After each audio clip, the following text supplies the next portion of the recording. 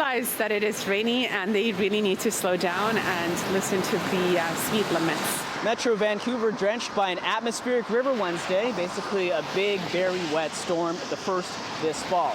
Drivers around the region had to deal with a challenging commute with more collisions on major routes than usual, slowing everything down, and power outages in some spots in Vancouver had police officers guiding traffic through intersections. Everyone has their own annoyances with the wet weather. Just the buildup of traffic, you try to get somewhere that takes 15 minutes, you end up taking 30 minutes. Just people not being careful when driving in the rain and realizing that they really do need to slow down. So I'm constantly in fear when I'm driving that am I going to hydroplane, and with the boys in the car. So luckily we don't live that far away, but I can imagine for people who have to commute through the highways, it can be quite challenging. City News 1130 traffic anchor Alex Kerrigan summing up a few of the big problems on the main highways. Well, there was a pothole on Highway 1 by 232nd, not quite a crash, but caused a big delay. A big crash over at the George Massey Tunnel inside the tube during counterflow, and that really messed up a big traffic flow. People slide when it's wet like this. Alyssa Charbonneau with Environment and Climate Change Canada says a rainfall warning is in effect in parts of Metro Vancouver,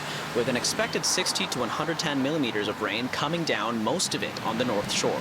Rain is expected to start to ease, so it's not going to end immediately, but it will taper off. And then we are expecting sort of showers across the region tomorrow with not nearly as much rain as what we're seeing this morning. But since this is only the first major rainstorm of the fall, there are 3 things that drivers can do to make sure that I'm not talking about them on air. Increase your follow distance, which means don't tailgate. Turn on your headlights and taillights, which is an easy thing that people aren't doing. And again, drive to conditions, which really just means slow down. In Vancouver, Kier Junos, City News.